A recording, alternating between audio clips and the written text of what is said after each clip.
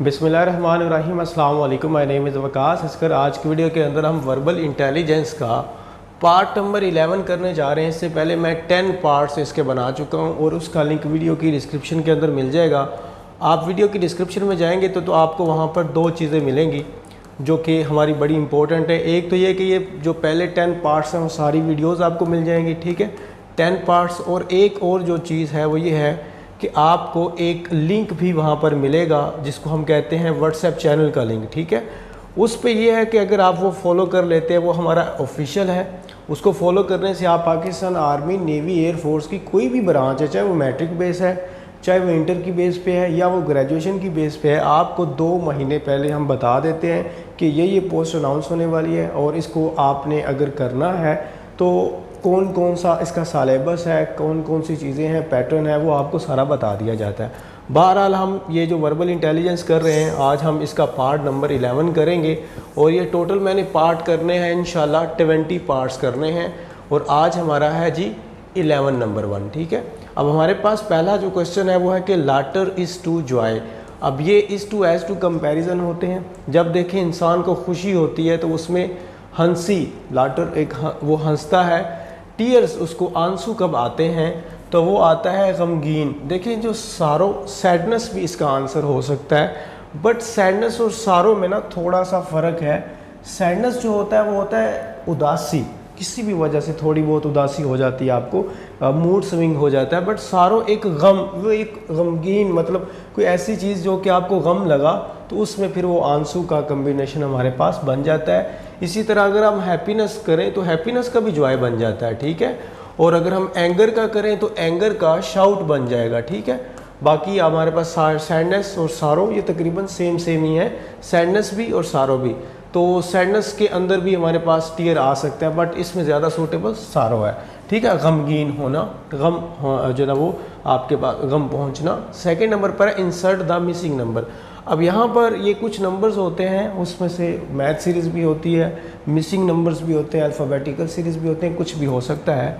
तो आप देखें कि यहाँ पर 7, 14 और 12 है, तो हमें लग रहा है कि इस गैप से कि कहीं 7 और 14 के कम्बिनेशन से हमने 12 को बनाया है। तो हम सिंपल सा कर लेते हैं जी, 7 को आपने 2 से मल्टीप्लाई किया, तो 7 को 2 से मल्टीप्लाई किया तो क्या आ गया 14, और फिर 14 में से हमने 2 माइनस कर दिया, ठीक है, तो क्या आ जाता है 12 आ जाता है। अब हम नीचे वाला करते हैं तो इसमें हमारे पास आता है जी 4 को आपने 3 से मल्टीप्लाई किया तो क्या आंसर आ गया, 4 को 3 से मल्टीप्लाई किया तो हमारे पास आ गया 12, और इसमें हमने 3 ही माइनस कर दिया।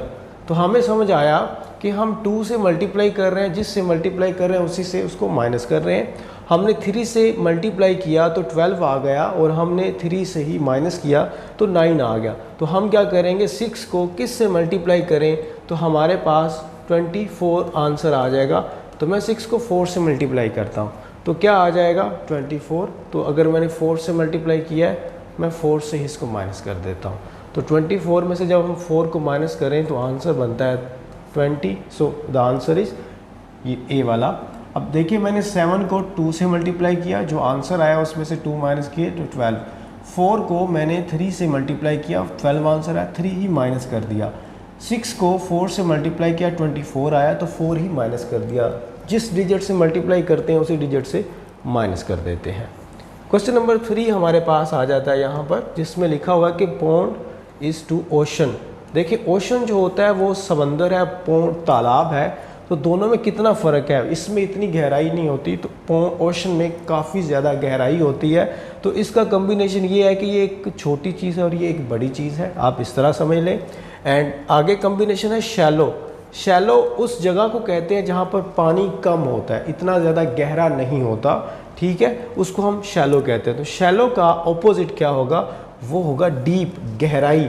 शैलो गहराई को नहीं कहते, वो जगह जहाँ पानी की कमी होती है या पानी गहरा नहीं होता। तो डीप बहुत गहरा होना। इसी तरह अगर हम कम्बिनेशन बनाते जाएं तो हमारे पास हाई का ऑपोजिट क्या होगा, वो होगा लो, ठीक है। मैं आपको ये साथ साथ ऑप्शन इसलिए करवाता हूँ कि लाजमी नहीं ये सेम क्वेश्चन आएगा, हो सकता है वो हाई का आपसे पूछ ले, वो आपसे स्पोर्ट का पूछ ले। तो स्पोर्ट का आपके पास बनेगा स्पेस। स्पोर्ट होता है फॉर एग्जांपल इतनी सी स्पेसिफिक जगह, छोटा सा एक जगह स्पोर्ट, और स्पेस होता है कि बहुत बड़ी जगह, ठीक है। अगर स्पेस का पूछ ले तो स्पेस का ऑपोजिट फिर क्या आ जाएगा, वो यूनिवर्स आ जाएगा, ठीक है। वो आगे फिर और हमारे पास बढ़ती जाती हैं चीज़ें। डीप शैलो है, हाई लो है, स्पॉट का स्पेस है और स्पेस आगे यूनिवर्स की तरफ जाते हैं। आप हम कहते हैं ना पिकनिक स्पॉट, तो spot mean it's a specific place where you can enjoy a picnic, या स्पॉट से मुराद स्पेस के अंदर एक स्पेसिफिक जो जगह है उसका, और स्पेस तो फिर आपको पता है ना एक बहुत बड़ी जगह को कहते हैं। तो ये हमारे पास इसका कम्बिनेशन था। क्वेश्चन नंबर हम 4 की तरफ मूव करते हैं, जिसमें देखें कि learn and is to knowledge is to learn. देखिए जब हम किसी चीज़ को लर्न करते हैं तो वो चेंज हो जाती है नॉलेज के अंदर, लेकिन वेल्थ किस चीज़ से हम क्रिएट करते हैं, तो जो रिचनेस, ठीक है, जो रिच होता है उससे वेल्थ होती है, या वेल्थ से रिच होता है। तो ये एक छोटी चीज़ है और एक उसके बाद वाली बनती है, यानी कि लर्निंग के बाद होता है नॉलेज, वेल्थ के बाद बनता है रिच, ठीक है। तो कहीं ना कहीं एक्शन भी प्रोड्यूस हो रहा है यहाँ पर। इसी तरह हैप्पी का अगर हम करें तो हैप्पी का जॉय बन जाएगा, ये हमने पहले किया। हैप्पी का हमारे पास क्या बनेगा, जॉय। एंड अगर स्पेंड का करें तो स्पेंड आ जाएगा, इसमें एक्शन आ जाएगा मनी। और अगर हम करें यहाँ पर पुअर का, तो पुअर का हमारे पास जो आ जाएगा नीडी, ठीक है। और लैक ऑफ द वेल्थ भी आ सकता है यहाँ पर, लैक ऑफ वेल्थ या पुअर का नीडी आ सकता है। तो कम्बिनेशन कोई भी वहाँ पर आपसे पूछ सकते हैं। एंड 5 वाला है कि फिश इज़ टू वाटर। देखिए फिश और वाटर का कम्बिनेशन है कि फिश वाटर में रहती है, ठीक है। कोई ऐसा उस तरह सिनोनियम नहीं है, एक हमें बताया गया है। जब एनिमल कहाँ पर रहता है, अब इस चीज़ को समझिएगा, तो एनिमल क्या जू में रहता है या लैंड पे रहता है। अब इसका आंसर समझिएगा थोड़ा सा, इसमें ये लैंड आंसर होगा। उसकी वजह पता है क्यों है कि फ़िश को वाटर में कहा गया। अब फ़िश को अगर पौंड में कहा जाता, तालाब, तो हो सकता था वो तालाब किसी का, वो कोई ओनर होता उस चीज़ का और उसने तालाब बना के फ़िश को रखा हुआ है। तो फ़िश यहाँ पर आज़ाद है, वो वाटर में है, उसने नहीं बताया, वो ओशन का वाटर हो सकता है, वो कहीं पर भी। तो हमें इसका ये कम्बिनेशन पता चल रहा है कि ये जनरल टर्म है कि फ़िश पानी में रहती है। वो पानी समंदर का है या वो किसी ने तालाब में रखा हुआ है या टब में या बोतल में रखा हुआ है, उसका हमें लेना देना नहीं है। तो इसी तरह एनिमल अगर जू में आएगा तो दैट्स मीन कि एनिमल को किसी ने रखा हुआ है। लेकिन हम इसके मीनिंग से ये अंदाज़ा लगाते हैं कि फ़िश एंड वाटर एक जेनेरिक टर्म है, एक ब्रॉडर टर्म है। So that's Y animal land के अंदर, लैंड पे किसी की मलकियत नहीं होती, वो जंगल है, अमेज़न है, जो मर्जी है वो उस पर रहता है, ठीक है। जू भी तो लैंड पे आता है, तो जू के अंदर भी हम एनिमल रखेंगे, ठीक है। जू का भी अगर हम मीनिंग यहाँ पर फाइंड करें तो वो एनिमल है, ठीक है। बट एनिमल, जू और एनिमल का कम्बिनेशन तब बनेगा जब फ़िश का वाटर के साथ नहीं, फ़िश का पौंड के साथ या फ़िश का कोई और आर्टिफिशियल चीज़ के साथ आएगा, ठीक है। तो वैसे एनिमल, जू का एनिमल, और जंगल और फॉरेस्ट ये दोनों सेम चीज़ें हैं, और इसमें होती हैं ट्रीज़, ठीक है, ये वाला। तो कहीं स्पेसिफिक टू जेनेरिक और जेनेरिक टू स्पेसिफिक ये चीज़ें आती हैं। मैं आपका कॉन्सेप्ट ट्राई कर रहा हूँ कि आपकी क्लियर हो जाए। और उसके बाद हमारे पास आ जाता है अल्फ़ाबेटिकल सीरीज़, जिसके अंदर हमारे पास ये चीज़ है कि BDGK और ये P लिखा हुआ है। तो आप देखें कि B के बाद क्या आता है, एक BC आता है, DE और F आता है, GHI और J आता है, KLMN और O भी आता है। तो हमने 1 स्किप किया, यहाँ 2 स्किप कर दिए, यहाँ 3 स्किप कर दिए, GABCDFGHIJLMNO। कितने स्किप किए हमने, 4 स्किप किए। अब यहाँ पर हम 5 स्किप करेंगे। MNOPQRST और U। देखिए 1 2 3 4 5।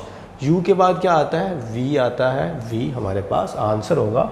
हमने एक अल्फ़ाबेट स्किप किया, 2 किए, 3 किए, 4 किए, और अब हम 5 करके 6th वाला आंसर फाइंड करेंगे, जो कि हमारे पास V बनता है। और नेक्स्ट वाला हमारे पास यहाँ पर क्या बनेगा जी, find the odd man out. देखिए ट्रिप, ट्रिप का मतलब क्या होता है, ट्रिप का मतलब होता है कि travel one place to another place. मैं वैसे डायरेक्ट लिख देता हूँ, इतनी स्पेस नहीं है, टू एन अदर प्लेस, ठीक है। एक जगह से दूसरी जगह का सफ़र ट्रिप कहलाता है। पीर कहते हैं वो आपका जो फेलो होता है, चाहे वो क्लासमेट है, वो आपका कोलीग है, जो मर्ज़ी आप कह लें। पेयर भी आप टू जो थिंग्स हैं, जो भी आप कह लें, वो हमारे पास बन जाएगा। रिप्स कहते हैं डैमेज को। देखें अब इसमें क्या हमारे पास ओड आ जाता है, तो देखें ट्रैवल वन प्लेस टू, यहाँ पर भी दो चीज़ों का जिक्र है। ट्रैवल हम दो जगहों के दरमियान को ट्रैवल करना कहते हैं ना। तो एक जगह से आप जाते हो दूसरी जगह पहुँचते हो, अराइवल एंड रीच, तो वो ट्रैवल बनता है दो प्लेसेस का। पीर आप हैं और आपका फेलो है, तभी आप उनका वर्ड पीर बोल रहे हैं, तो दो बंदे हैं यहाँ पर भी। पेयर के अंदर तो ऑलरेडी टू थिंग्स है, बट डैमेज का कोई दो से लेना देना नहीं है। कोई चीज़ टूटती है तो वो दो हिस्सों में नहीं होती, वो कई हिस्सों में हो सकती है, दो में भी हो सकती है, वो वैसे जो है ना वो ब्रेक हो सकती है। तो ये हमारे पास रिप्स इसका आंसर बनेगा।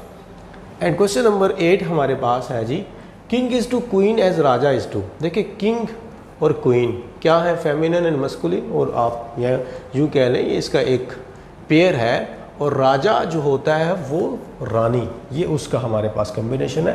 प्रिंसेस का क्या होता है, प्रिंसेस का हमारे पास होता है प्रिंस, और एम्प्रेस, एम्प्रेस महारानी, मलका, एम्परर बना लें इसको, ठीक है, इसका एम्परर होगा जो मस्कुलिन है, और वुमेन का वो होगा हमारे पास मैन, ठीक है। वुमेन हमारे पास सिंगल लिखा हुआ, ई नहीं लिखा हुआ, तो इसलिए हम मैन करेंगे, मैन नहीं करेंगे। क्वेश्चन नंबर 9 आप देखिएगा, क्वेश्चन नंबर 9 के अंदर हमारे पास जो है वो है कि 2, 4, 12 और 48। अब आप देखें कि 2 को हमने मल्टीप्लाई किया 2 से, ऐसे ही है तो 4 बन गया। 4 को हमने मल्टीप्लाई किया 3 से तो 12 बन गया। 12 को हमने मल्टीप्लाई किया 4 से तो 48 बन गया। 48 को हम मल्टीप्लाई करेंगे 5 से तो 240 हो गया, और इसको हम 6 से मल्टीप्लाई कर देंगे, ठीक है। 2 से मल्टीप्लाई किया, सेकेंड डिजिट को 3 से, फिर हमने इसको 4 से, फिर हमने 5 को, अब हम 6 से मल्टीप्लाई करें जी इसको 6 से मल्टीप्लाई। 6 को 0 से मल्टीप्लाई किया तो 0 हो गया, 6 को 4 से मल्टीप्लाई किया तो 24 आ गया। 24 का हमने 4 यहाँ जोड़ दिया, तो हमारे पास ये देखिएगा, मज़े की बात आपको बताऊँ, टाइम वेस्ट नहीं करना हमने। 0 के बाद एंड से 4 आना चाहिए, तो देखिए कहाँ पर 0 है एंड पे और उसके बाद 4 है, तो ए वाला है। मज़ीद करने की कोई हमें ज़रूरत नहीं है, टाइम बचाएं। 0 के बाद 4 है और कहीं है 0 के बाद 4 नहीं है, तो बस आगे चले जाएं। वैसे हम पूरा कर लेते हैं, और 6 to 12 होता है, और 12 के अंदर ये 2 जोड़ेंगे तो 14 बन जाएगा, तो 14, 40 वो वाला आंसर बन गया हमारे पास। उसके बाद क्वेश्चन नंबर 10 है, कर्स इज़ टू ब्लेसिंग, ठीक है। कर्स इज़ टू ब्लेसिंग का क्या मतलब हुआ, कर्स हमारे पास एक बद्दुआ है, ब्लेसिंग एक दुआ है, तो आप दुआ और बद्दुआ दोनों अपोजिट हैं। डिनाई, डिनाई का मतलब होता है हकीकत से, ठीक है। एक होता है इनकार करना, एक होता है हकीकत से इनकार करना, मतलब वो कहता है कि खुदा ही नहीं है, तो वो एक हकीकत है ना, तो उसको डिनाइल करना, डिनाई करना। तो इसका ऑपोजिट होता है डिनाई का, वो होता है एडमिट, किसी चीज़ को एक्सेप्ट कर लेना, हकीकत को एक्सेप्ट कर लेना। इसी तरह जो परमिट होता है, इसका मतलब भी हमारे पास आप यूँ कह लें एक्सेप्ट हो जाता है, और सॉरी एक्सेप्ट कह रहा हूँ, परमिट का हमारे पास रिफ्यूज़ हो जाता है। परमिट का मतलब होता है डिनाई, और रिफ्यूज़ में भी फ़र्क है। डिनाई होता है हकीकत से इनकार कर देना, रिफ्यूज़ का मतलब होता है वैसे किसी चीज़ से इनकार कर देना। आपका दोस्त कहता है कि हम कहीं बाहर चलते हैं, तो आप कहते हो कि नहीं मेरा दिल नहीं है, तो आपने वो इनकार कर दिया। अगर आपका दोस्त ये कहता है कि मैं खुदा है, उसका ईमान है, और आप कहते हैं नहीं खुदा नहीं है, ठीक है, तो ये है हकीकत से इनकार। तो डिनाई और रिफ्यूज़ में फ़र्क है। अप्रूवल और आप अप्रूवल का ऑपोजिट रिजेक्शन हो जाता है, ये रिजेक्ट करना हो जाता है, ठीक है। और एडमिट का हमारे पास भी आप रिफ्यूज़ कर लें, एडमिट का भी रिफ्यूज़ कर लें, परमिट का भी रिफ्यूज़ कर लें, बट एडमिट का हमारे पास डिनाई ज़्यादा सूटेबल है, ठीक है। बाकी मैंने मीनिंग बता दी, अप्रूवल रिजेक्ट हो जाएगा, परमिट का रिफ्यूज़ हो जाएगा, डिनाई का एडमिट हो जाएगा, और बचा ही कोई नहीं है। और रिफ्यूज़ और डिनाई में मैंने आपको डिफरेंस बता दिया। डिनाई हकीकत से इनकार करना, रिफ्यूज़ वैसे इनकार कर देना किसी चीज़ से। And insert the missing letter, इसमें हमने मिसिंग लेटर फाइंड करना है। तो आप देखें ये किस तरह है, अल्फ़ाबेट्स है ना वो हमारे पास, ये ROLI ये किस तरह होंगे, तो इसको आप गौर से देखेंगे तो आपको थोड़ा सा पता चलेगा कि R के बाद O नहीं आता, O के बाद R आता है, L के बाद O आता है, ना कि O के बाद L आता है। तो ये कहीं ना कहीं क्या हो रहा है, ये आपकी डिसेंडिंग ऑर्डर में है। तो आप देखें इसमें ABCDFGHIJKLMNOPQR, ऐसे ना P और Q को स्किप करके R लगाया उसने, ठीक है। ऐसे JKLMN, ठीक है, दो उसने स्किप किए, यानी कि LMNOPQR, तो दो स्किप करके वो आगे की तरफ जा रहा है, IJKL, ठीक है। IJKL मतलब दो स्किप कर दिया। अब हम क्या करेंगे, ABCDF, F जोड़ के देखें। एफ़ के बाद क्या आता है, ABCDF, G H और बाद में आई आता है, ठीक है।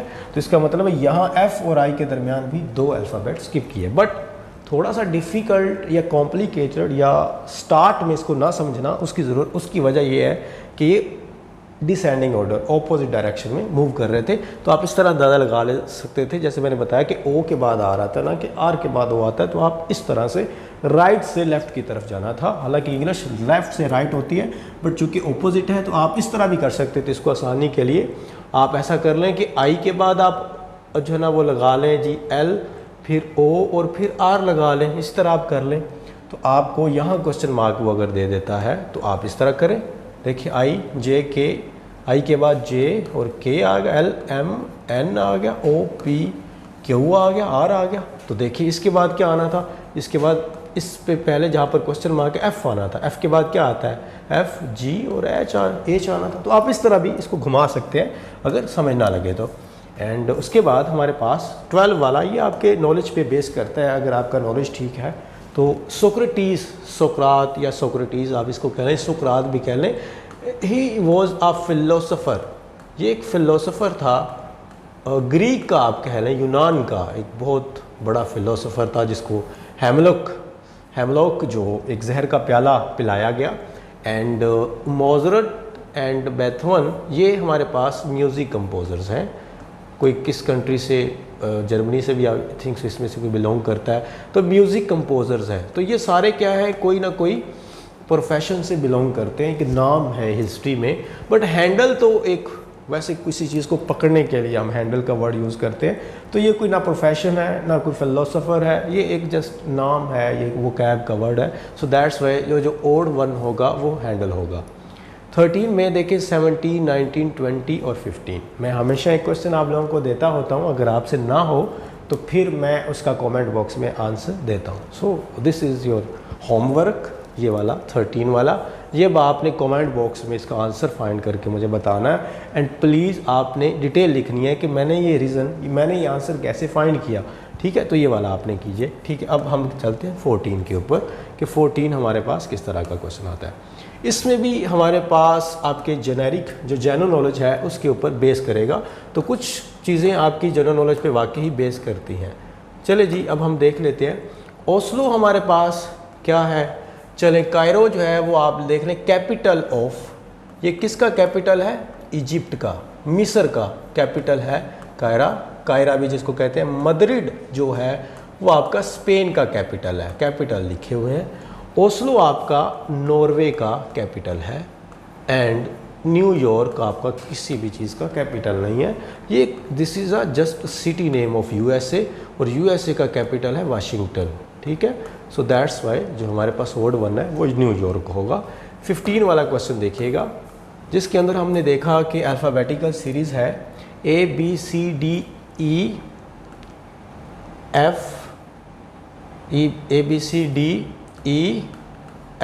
और G आ गया। मतलब हमने 3 को स्किप किया, H I J और K आ गया, L M N और O आ गया, P Q R S आ गया, ठीक है। T के बाद आएगा U V और W, 3 आ गया, तो उसके बाद X आ जाएगा, ठीक है। 3 हमने D में और H में 3 का गैप है, H और L में 3 का, L P 3, P T 3 और T X 3 वाले गैप है। तो ये हमारे पास आंसर आ गया।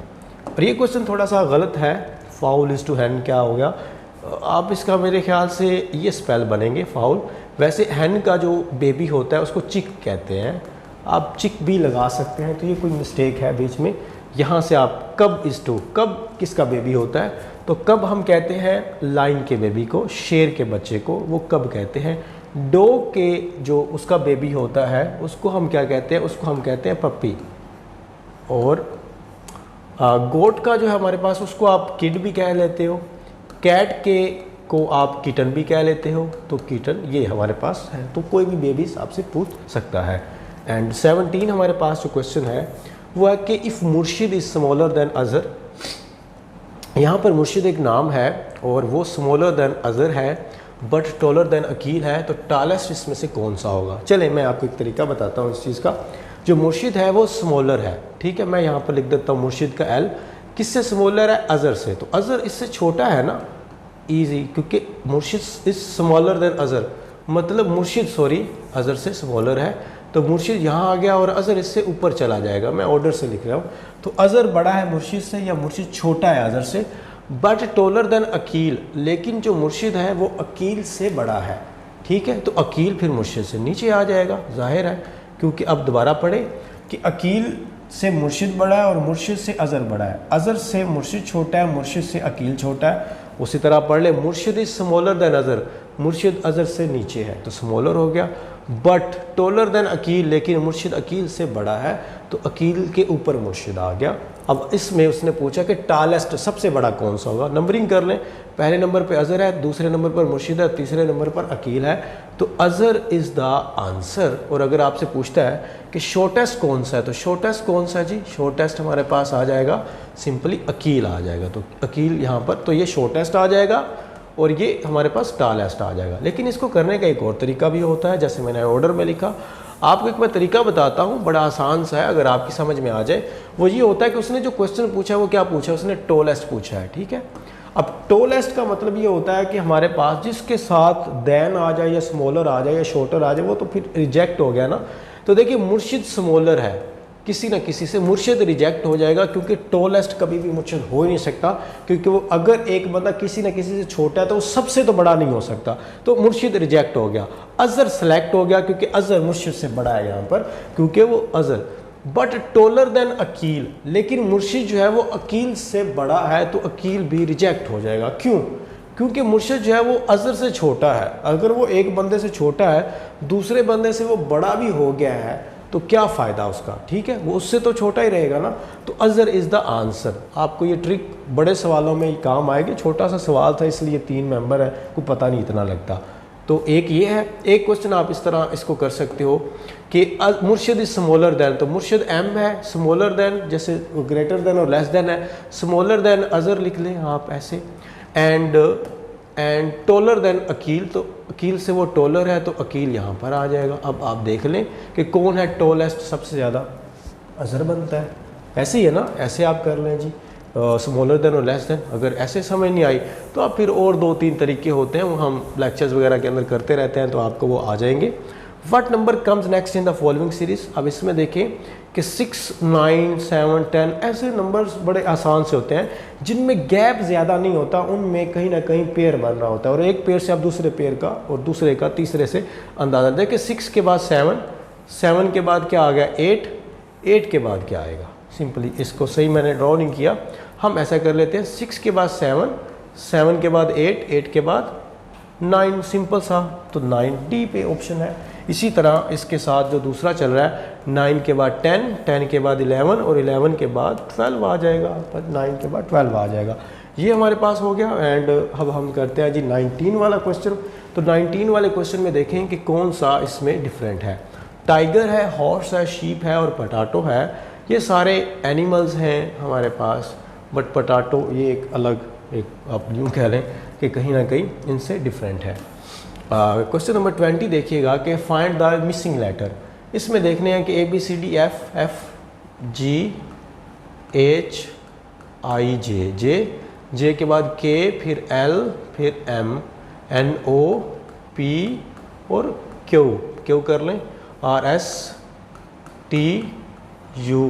कितने कितने हम स्किप कर रहे हैं, 1 2 3, 1 2 3, S T U V, S T U, तो V आएगा हमारे पास, ऐसे ही है, 3 स्किप कर रहे हैं। F और J के दरमियान 3 है, J और N और R और हमारे पास V के दरमियान आ जाएंगे। Find the odd man out. Lahore, Multan, Rawalpindi और सक्खर। लाहौर एंड मुल्तान और रावलपिंडी, ये जो हमारे पास 3 हैं, ये पंजाब में आते हैं, ठीक है, और ये सक्खर जो है वो हमारे पास सिंध से है। So that's Y D is the right answer, क्योंकि सक्खर से ये से। और 22 वाला क्वेश्चन है मिसिंग द नंबर, हमने नंबर मिसिंग जो है वो फाइंड करना है, तो आप इसमें भी वही कम्बिनेशन कर लें। 22 का है ना, 8 के बाद क्या आ जाता है 10, 10 के बाद क्या आ गया 12, इससे हमें पता नहीं चलेगा, हम बीच वाला इख्तियार करते हैं। 12 में हमने 4 प्लस किए तो 16 में हम 4 प्लस करेंगे तो 20। इसी तरह ये वाला जो 12 वाला था, अगर मैं इसको कंप्लीट करूं तो 8 में 2 ऐड किया 10 में 2 ऐड किया 12 में 2 ऐड किया तो 14। तो ये 20 और 14 आएगा। तो हमसे उसने पहला पूछा हुआ है तो 20 आएगा, इसके बाद 14 आएगा। ठीक है, ऐसे ही है ना। ये हमारे पास कितने हैं, 1 2 3 4 5। ये हमारे पास है जी 5। तो 5 का मतलब है ओड। तो ओड का मतलब ये होता है कि हम दरमियान वाले से दूसरे से शुरू करेंगे, इसी से हमारे पास जो है ना वो आंसर आएगा। मतलब अगर मैं इससे शुरू करूँगा तो इसके बाद यहाँ पर आएगा, अगर मैं फर्स्ट वाले से करूँगा तो फर्स्ट वाला जो है वो इसके बाद आएगा। ठीक है, तो हमारे पास ओड में हम सेकेंड नंबर से स्टार्ट करते होते हैं, इवन से। Find the odd man out. Junk है, पैकेट है, 2 है एंड रिक्शा है। देखिए ये these are the types of ship, या आप इसको कह लें बोट, मतलब कश्ती या जहाज़ जो हमारे पास होता है सी के अंदर, ओशन के अंदर चलने वाला वाटर। लेकिन रिक्शा जो है वो एक ट्रैवल एजेंट तो है, बट क्या है, वो लैंड पे चलता है। So that's Y rickshaw in boat और शिप से डिफरेंट होगा। आप सर्च कर लीजिएगा, ये कुछ शिप्स और बोट की कुछ आप टाइप्स कह लें, काइंड्स हैं उसकी। एंड उसके बाद हमारे पास सेकंड लास्ट है कि इसमें हमारे पास जो है वो कौन सा ओड मैन आउट होता है। तो इसको कर लेते हैं। वैसे मैंने आपको ये भी देना था, खैर ये मैं ख़ुद कर देता हूँ आप लोगों का। इसमें आप ऐसा करें कि 8, 3 और 7 को आपस में आप ऐड करें तो ये 18 बन गया। इसमें आप इसको ऐड करें तो ये 8 बन गया। इसको आप ऐड करें तो ये हमारे पास 18 ये भी बन जाता है। ठीक है, ऐसे ना, 4 9 और 9 4। और इसमें आप ऐड करें तो ये 9 बन जाता है। 18 और 18 8। ठीक है, अब इसमें आपको थोड़ा सा पता चल रहा होगा खुद ही कि कौन सा आंसर बन रहा है। 18 और 8 ये क्या है, ये इवन नंबर है, और 9 जो है वो ओड है। तो ये हमारे पास इसमें से ओड आएगा अगर इनको प्लस करें। आप देख लें, ये 2 पे डिवाइड होता है, ये भी होता है, ये भी 2 पे डिवाइड होता है, ये पर 9 नहीं होता। So that's why 9 is the answer. हमारे पास लास्ट वन है कि find the odd man out. तो इसमें कौन सा आएगा, बेड, टेबल और चेयर। ये जो तीनों हैं ये फर्नीचर आप कह लें उसके कंपोनेंट्स हैं। ठीक है, और बट जो प्ले पेन है ये एक वो बच्चों का बना होता है एक एरिया जिसको आप प्ले पेन कहते हैं। ठीक है, यहाँ इस तरह इसमें कुछ बॉल्स वगैरह कुछ खिलौने पड़े होते हैं, ये एक बॉक्स सा बना होता है, उसमें बच्चे खेलते हैं। अक्सर फॉरेन कंट्रीज़ के अंदर ये एक प्ले पेन इसको नाम दिया जाता है जहाँ पर बच्चे खेलते हैं। तो इसका इन फर्नीचर से लेना देना नहीं है। So that's why play pen is the answer. चले जी स्टूडेंट्स, हमने ये क्वेश्चन किए आपके सामने 25। तो इसी तरह मैं आपको ये जो क्वेश्चंस हैं इंशाल्लाह ट्रिक्स के साथ करवाता रहूँगा। 20 पार्ट हम पूरे करेंगे। अगर कोई भी बात पूछने वाली है कमेंट बॉक्स में पूछ सकते हैं, और आप हमारा व्हाट्सअप चैनल लाजमी फ़ॉलो कीजिएगा, क्योंकि उसमें आपको इन तमाम जॉब्स की इन्फॉर्मेशन मिल जाएगी। अल्लाह आप सबको कामयाब करे। Thank you very much. Allah हाफिज़।